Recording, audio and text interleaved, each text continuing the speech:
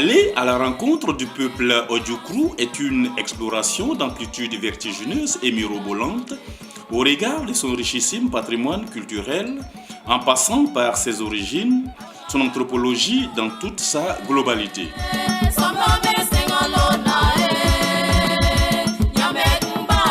Qui sont les Ojukru? D'où viennent-ils? Peut-on jeter un regard dans leur mal culturel? Comment sont-ils politiquement organisés?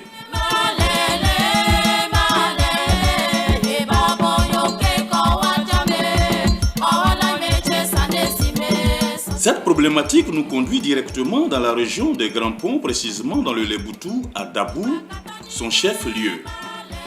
Situé à 45 km d'Abidjan sur la côtière ouest, le département de Dabou, la capitale des Ojukru, est encadré au nord par le peuple abidjan de Sikansi, à l'est par les Tchamans du district d'Abidjan, à l'ouest par les Avikam de Grand Laou, au sud par les Aladjan et Aïzi de Jacquesville.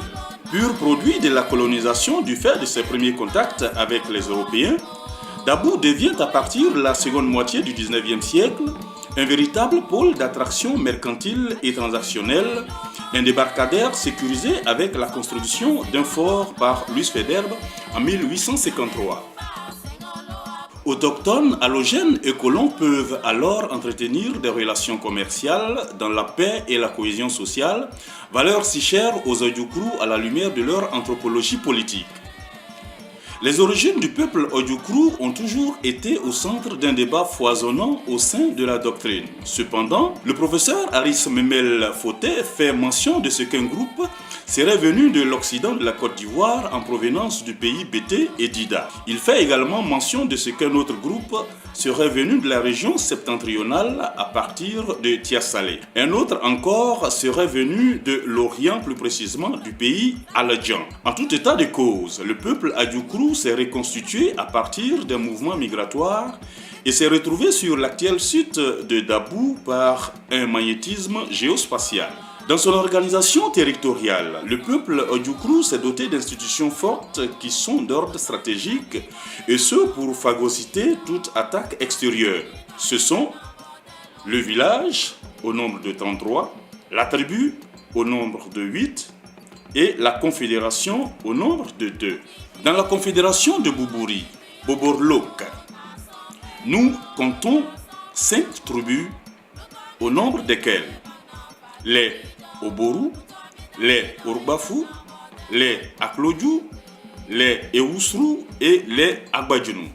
La confédération des Dibremou, Dibramlok, quant à elle, est composée de 3 tribus que sont les Dibremeyin, les Armabou, les Olopou. Au plan politique, le peuple Ojukru possède des institutions aussi fortes que celles du territoire, dont l'épine dorsale et le système des classes d'âge au nombre de 7. Les Nimbessi, les Bodjel, les Sété, les Ndjourman, les Abrama, les Mbédié et les Mbourma. L'anthropologie politique de l'Ojukru laisse entrevoir des institutions sociopolitiques au nombre desquelles le dédiaque qui est la fête de la puberté chez la jeune fille de 18 ans. Dès lors, elle acquiert la majorité et accède à la citoyenneté Ojukru. Ensuite, le Lord, rituel initiatique des jeunes gens de 22 à 24 ans pour accéder également à la citoyenneté Ojukru.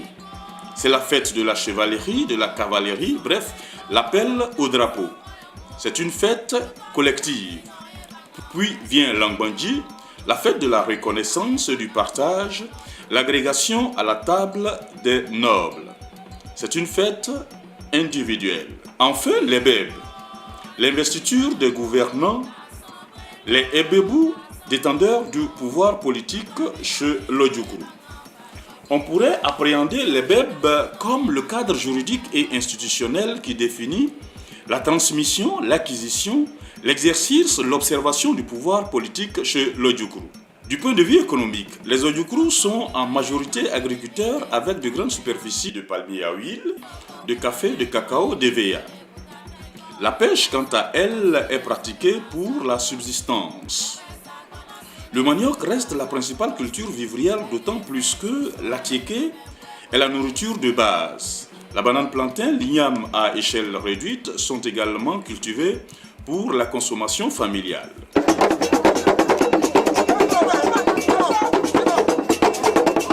Les danses traditionnelles pratiquées sont l'Etekbre, le Legbledge, le Iremej, le Pakpacha, le Gori, l'Arifrets. Un cocktail de données culturelles, une mine anthropologique que les fils et filles de Dabou, unis d'un même amour, et portés par le collectif des chefs de village, coachés également par l'association des Obodjoulou, se propose de présenter au monde entier à travers le Yai, Festival des arts et cultures de l'Odjoukru.